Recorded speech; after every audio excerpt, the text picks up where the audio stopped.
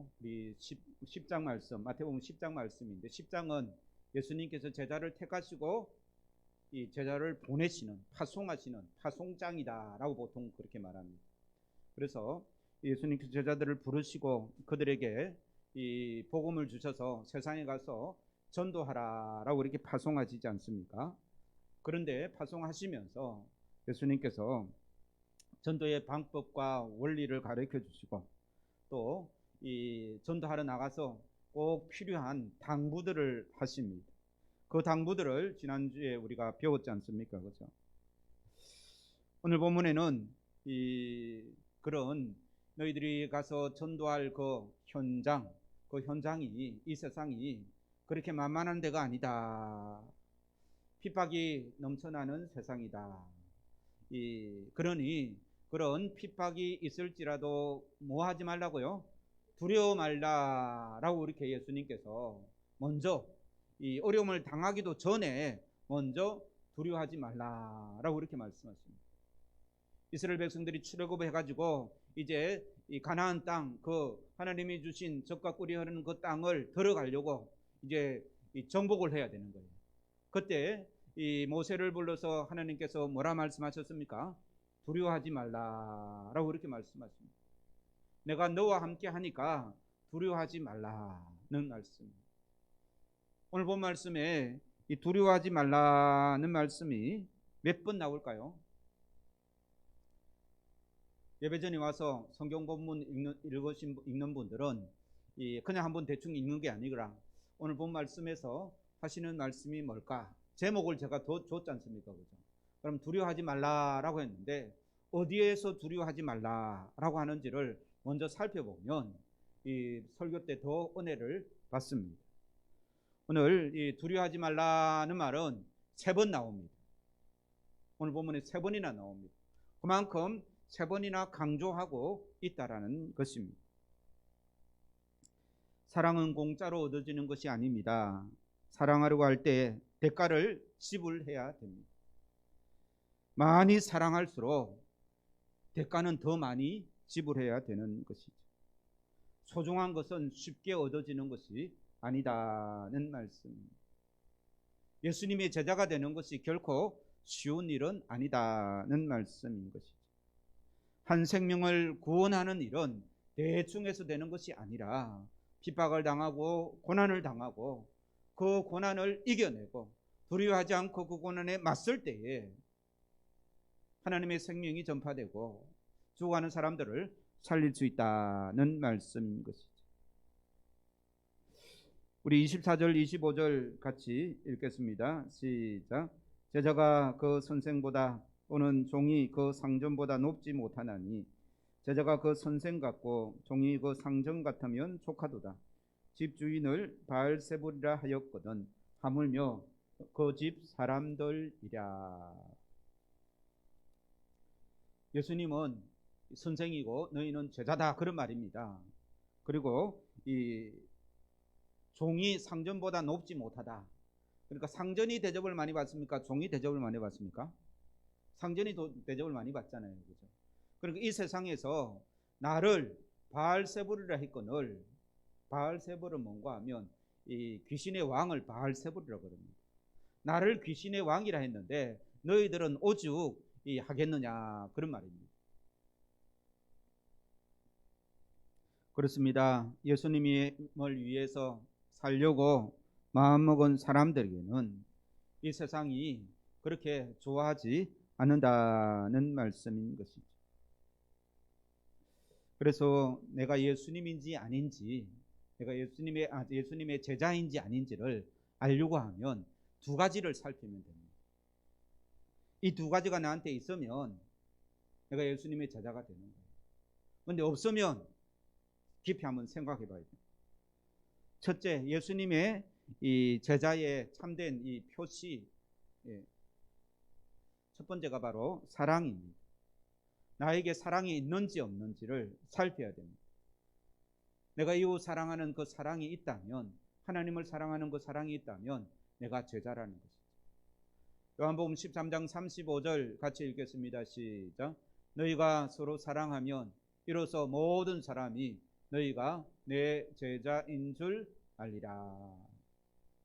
그러니까 여기 너희가 서로 사랑하면, 여기서 너희는 누굴까요? 너희는 누구? 예수님께서 지금 누구에게 말합니까? 예, 1차적으로는 제자들이고, 제자들 너희들이 서로 사랑하면, 그럼 이게 우리에게 적용하면 우리가 누구를 먼저 사랑해야 됩니까? 제일 먼저 누구를 먼저 사랑해야 됩니까? 너희라고, 예수님께서 너희라고 했는데, 예수님께서는요, 안 믿는 사람을 전도 대상자들은 그들이라고 말합니다. 그러면은 너희는 누구예요? 예수 믿는 사람이죠. 쉽게 말해서 우리 이 교회 교인들입니다.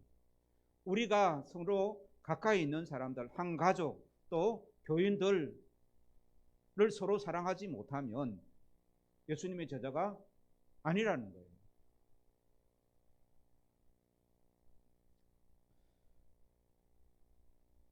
두 번째, 이 제자의 표시, 제자의 예수님의 제자다라는 표시가 첫 번째로 뭐라고요? 누가 누구를 사랑한다고요? 네, 서로 사랑, 서로 사랑. 그래서 이 첫 번째 표시가 서로 사랑 할 때 제자다라는 말이고, 두 번째는요, 이 고난입니다.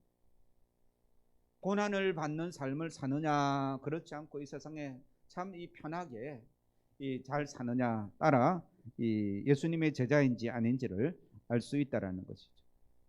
우리가 세상과 잘 타협하고 적당히 살 때에는 세상은 우리에게 고난을 주지 않습니다. 고난과 핍박과 조롱은 예수님을 따르는 제자들에게 주어지는 표시다는 거예요. 그게 바로 24절 25절 내용의 말입니다. 세상 사람들이 나를 미워했는데 나를 따르는 사람들을 미워하는 것은 당연하다라는 말씀입니다. 예수님께서 병든 자를 고쳤습니다. 죽은 자를 살렸습니다. 보지 못하는 자를 보게 했습니다. 얼마나 놀라운 일입니까? 그죠? 얼마나 감사한 일입니까? 얼마나 기쁜 일입니까? 그럼에도 불구하고 유대인들은 예수님을 십자가에 못 박은 것이죠. 예수님은 선의로, 예수님은 사랑으로 그들에게 다가갔는데 그들은 예수님의 그 사랑을 오해하고 오히려 예수님을 제거하는 그러한 모습을 보게 됩니다. 예수님도 이렇게 오해받고 조롱당하고 십자가에까지 죽임을 당했는데 제자들이야 오죽하겠느냐는 말씀입니다.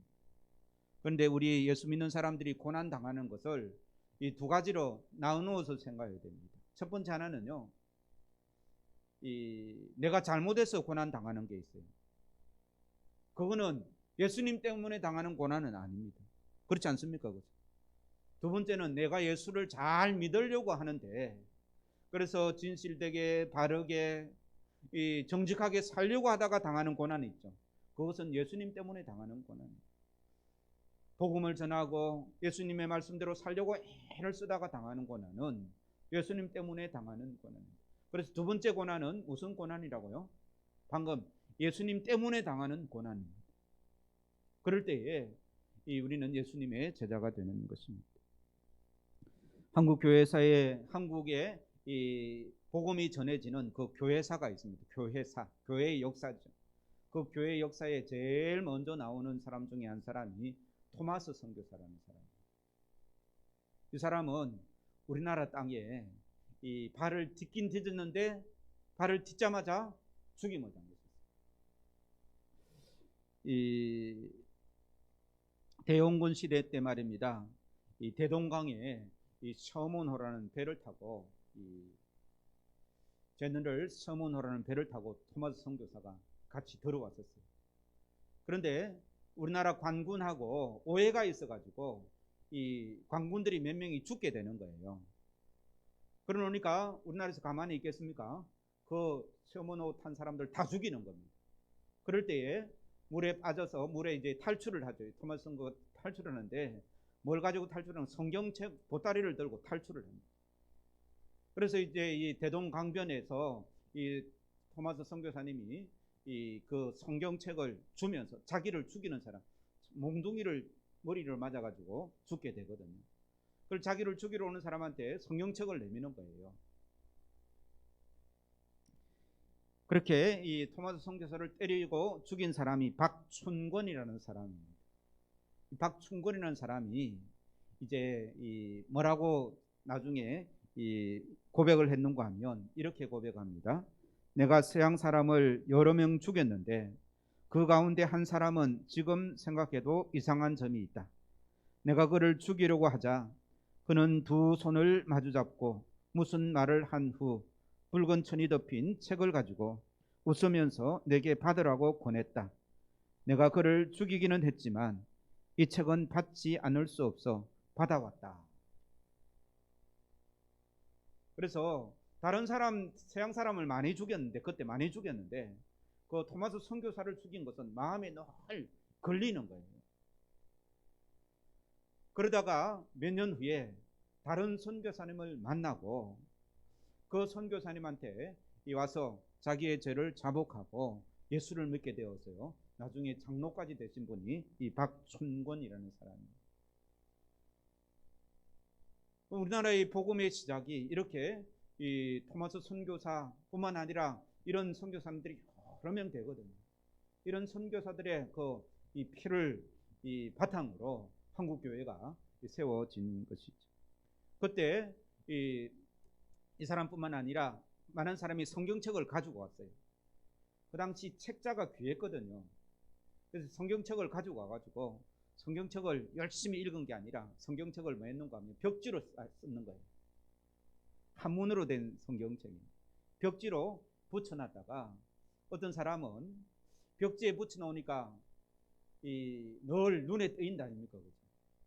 왼쪽으로 누워도 성경 말씀이고 오른쪽으로 누워도 성경 말씀이고 그런 사람은 예수님을 믿을까요? 안 믿을까요?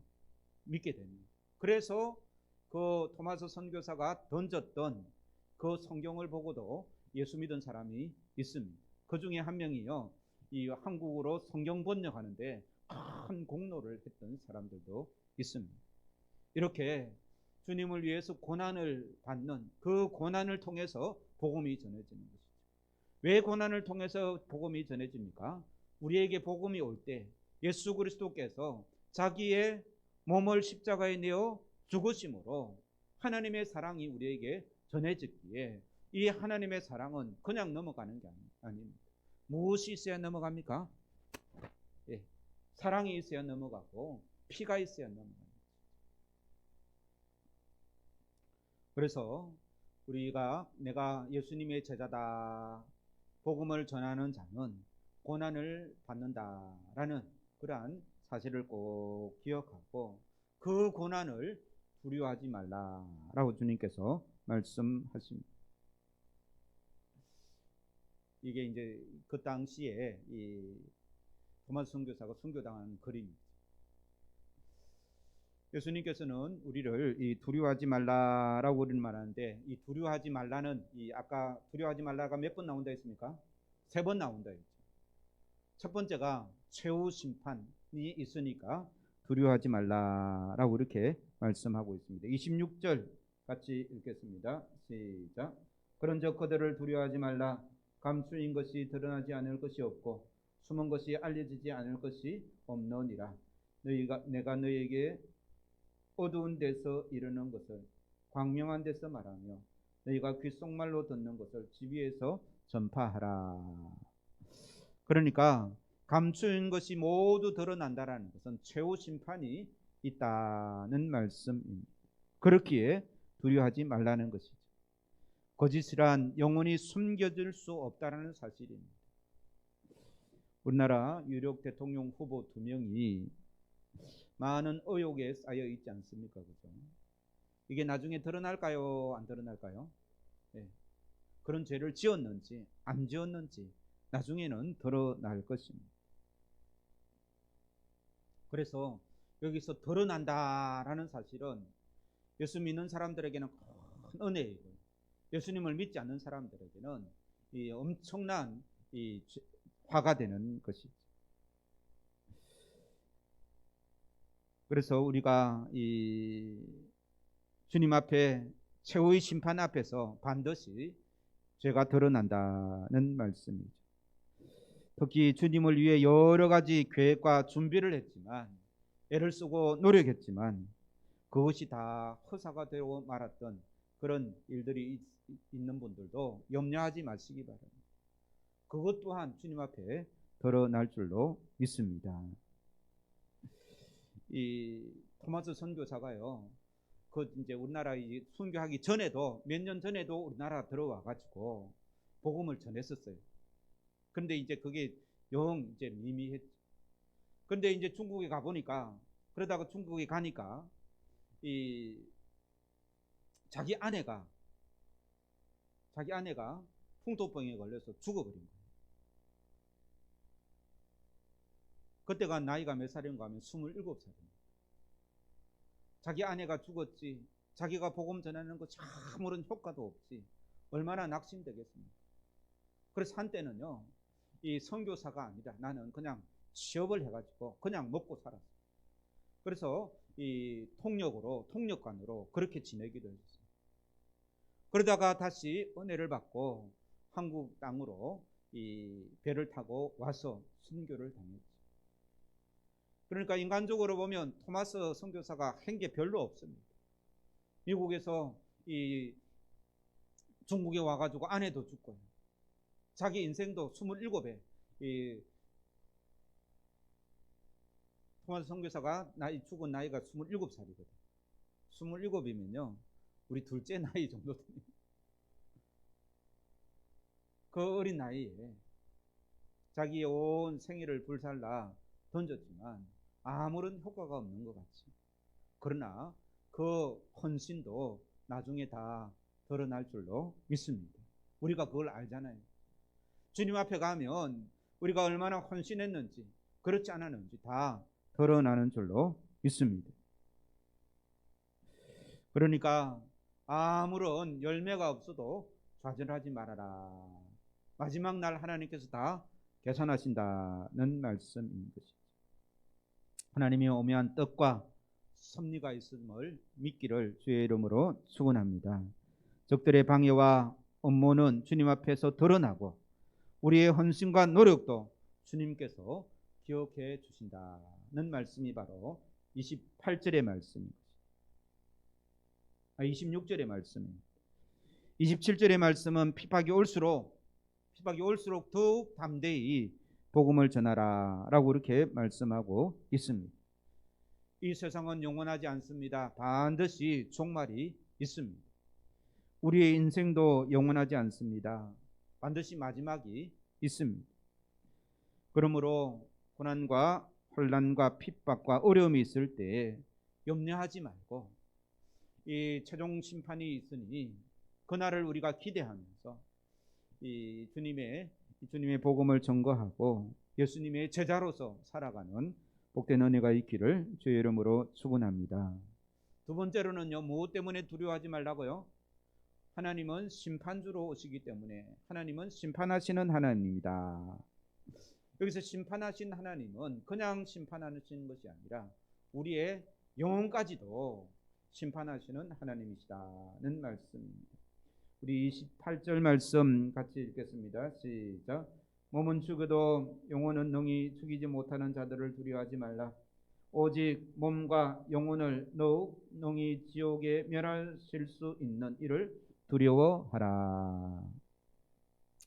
일반적으로 사람들은 영적일까요? 육적일까요? 육적입니다. 정신적일까요? 아니면 물질적일까요? 정신적입니다. 정신적인 사람은요, 물질은 별로 귀하게 여기지 않는 거예요. 정신 수양하고 이 철학을 추구하고 이 종교를 따라서 자기의 영혼을 맑게 하는 그런 사람. 그런데 대부분의 사람들은 그렇지 않죠. 굉장히 물질적이잖아요. 그렇죠? 그래서 사람들이 두려워하는 세상은 육체를 죽이는 그런 사람을 두려워한다는 거예요. 우리를 죽이는 사람은 없다 치고, 그러면 우리가 육체를 두려워한다는 말은 어떻게 이해하는가 하면 내보다 힘 있는 사람을 두려워한다는 거예요. 그래서 나의 권리를 제한할 수 있고, 나를 직장에서 내쫓을 수 있고, 나를 힘들게 하는 힘들게 할 수 있는 그런 사람을 두려워한다라는 말입니다. 그런데 오늘 본 말씀은 그런 나를 힘들게 할 수 있는 그런 사람을 두려워하기보다 하나님을 더 두려워해라 라고 이렇게 말씀하고 있습니다. 사람들이 나에게 해를 가하고 나에게 나쁘게 하더라도 어디까지 할 수 있습니까? 내 육신의 생명까지는 어떻게 할 수 있습니다. 그렇지 않습니까? 그렇죠? 그러나 하나님은 이 우리의 영혼까지도 이 지옥에 던질 수 있는 분위기에 누구를 더 두려워해야 되냐 하면 하나님을 두려워해야 된다는 거예요. 사람은 이 나를 괴롭게는 할 수 있지만 나의 영혼까지는 어떻게 할 수 없다는 말씀입니다. 그래서 하나님을 두려워, 진정 우리가 두려워야 할 대상은 사람이 아니라 하나님이시다 라는 말씀. 세 번째, 핍박을 두려워하지 않을 이유가 세 번째는 왜 그렇습니까? 하나님이 우리를 너무나 잘 알고 우리의 머리털까지 세시고 참새도 지키시는 그 하나님, 참새도 보호하시는 그 하나님인데 우리는 참새보다 훨씬 더 귀하다라고 주님께서 말씀하십니다. 우리 옆에 사람 보고 참새보다 귀하십니다. 네. 그 당시 하나님 앞에 제사를 드릴 때 부자들은요 양이나 소를 잡아서 드리는데 가장 가난한 사람은 참새 한 마리를 드립니다. 여기서 참새라는 것은 굉장히 싸고 이 다른 것보다 가치가 덜하다라는 거예요. 그런 참새도 하나님께서 이 참새가 떨어지는 것은 하나님의 허락이 있어야 떨어진다는 거예요. 참새도 그렇게 보살피는데 하나님께서 사랑하시는 주님의 제자들을 하나님께서 돌보시지 않겠느냐는 말씀. 그래서 오늘 본 말씀을 다 잊어버려도 일주일 동안 참새보다 나는 귀하다 한번 해보시기 바랍니다. 참새보다 내가 귀하다. 네. 누가 그렇게 말씀하신다고요? 예수님께서 그렇게 말씀하신 거, 하나님이 그렇게 생각하신다는 말씀. 우리 하나님은요 우리에게 얼마나 관심이 많은지, 우리가 머리 감을 때 머리카락이 몇 개가 빠지는지 하나님은 세신다라고 말씀하십니다. 30절 같이 읽겠습니다. 시작. 너희에게는 머리털까지 다 세신 바 되었다. 우리 머리털이 몇 개인지 아십니까? 자기 머리털이 몇 개인지 모르잖아요. 그죠? 오늘 아침에 머리 감을 때 몇 개 빠진지 아십니까? 모릅니다. 근데 하나님은 우리의 머리털까지 다 세신다. 믿으십니까? 그런 믿음이 있는 자들은 세상 사람들을 두려워할 것이 없다는 말씀인 것입니다. 나도 모르고 관심 없는 일을 주님은 관심을 가지고 우리를 지키시고 인도하신다는 말씀입니다. 그러니 염려하지 말라, 두려워하지 말라. 머리털까지 다 세시는 그 하나님이 하물며 너희의 삶을 인도하지 않겠느냐. 너희의 섭섭한 것을 다 알고 계시며 지금 내가 억울하게 당하는 것도 하나님은 너무나 잘 알고 계신다.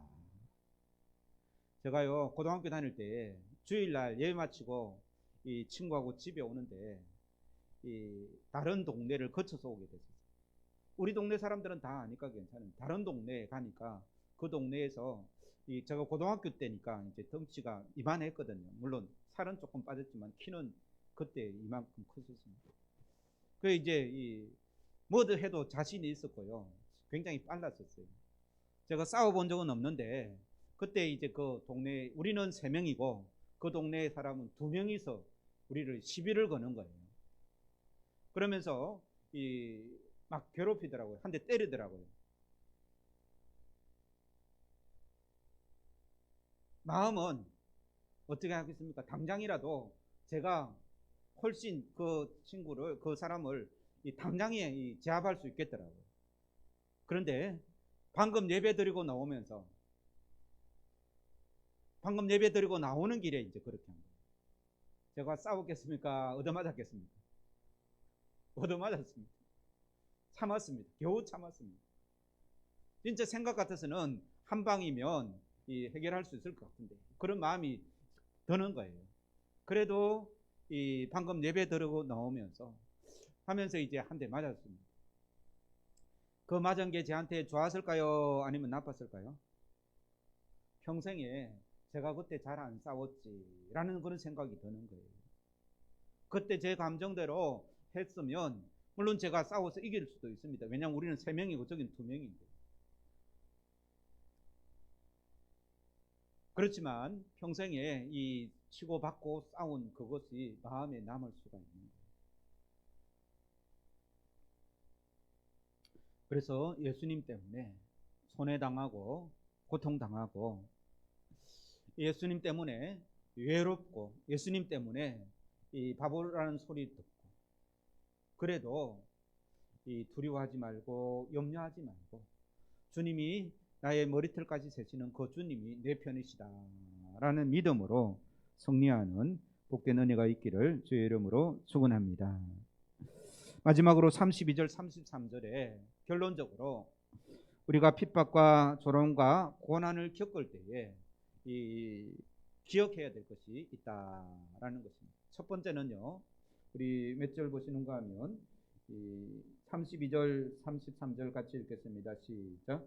누구든지 사람 앞에서 나를 시인하면 나도 하늘에 계신 네 아버지 앞에서 그를 시인할 것이요 누구든지 사람 앞에서 나를 부인하면 나도 하늘에 계신 내 아버지 앞에서 그를 부인하리라. 이 조롱과 핍박과 고난을 겪을 때 우리가 해야 되는 것 중에 하나가 바로 사람들 앞에서 예수님을 시인하는 것입니다. 교회에 와서 찬송하고 여기서 사람들 앞에서라는 말은 예수 믿는 사람들일까요? 안 믿는 사람들일까요? 안 믿는 사람. 그래서 우리가 교회에 와서 찬송하고 예배드리고 주님을 시인하고 그런 것은 소용없다라는 거예요. 어디 가서 세상 사람들 앞에서 예수 그리스도 이름을 전거하고 예수님이 나의 주님이 되신다.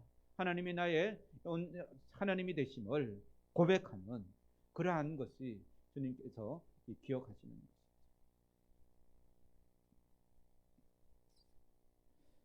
두 번째는요.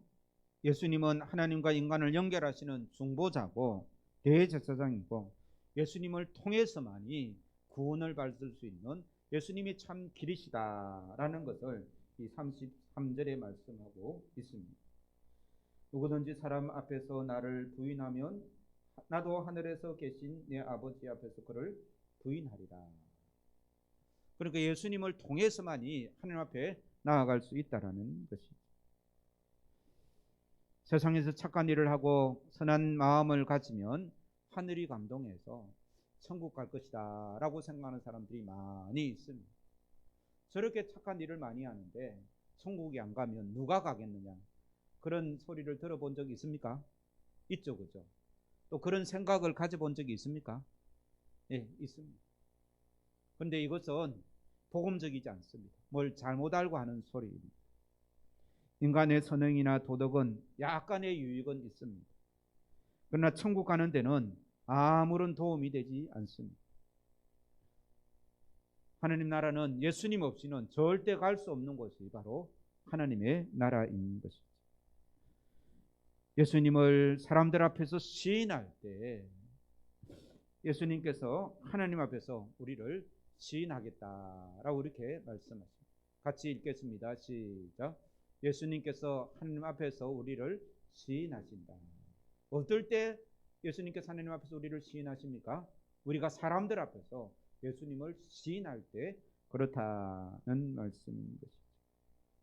그래서 내가 예수님을 믿는다, 예수님을 시인한다, 그게 중요할까요? 아니면 예수님이 하나님 앞에서 우리를 시인하는 것이 중요할까요? 예? 무슨 말인지 모르겠습니까? 내가 하나님을 믿는다, 내가 예수님을 믿는다, 내가 예수님을 시인한다, 그것이 중요할까요? 아니면 예수님이 하나님 앞에서 우리를 시인하는 게 중요할까요? 예. 예수님이 하나님 앞에서 우리를 시인하는 게 훨씬 더 중요하다. 내가 너를 안다. 네가 나를 위해 애쓰다가 힘들었지. 나 때문에 많은 고난을 받았지. 그렇게 예수님이 우리를 인정하는 그 인정하는 자가 참된 제자인 줄로 믿습니다. 그렇게 되려고 하면 세상 사람들을 두려워해서는 안 된다라는 거예요. 세상에서 받는 고난을 무수해서는 안 된다라는 거예요. 사람들 앞에서 예수님을 자신 있게 드러내지 못하는 삶은 예수님께서 시인하지 않는 삶인 것입니다. 나 때문에 헐벗고 나 때문에 배고픔을 당했고 나 때문에 따돌림을 당한 그것을 주님께서 아신다라고 시인받는 복된 삶이 되기를 주의 이름으로 축원합니다. 우리 찬송가 399장입니다.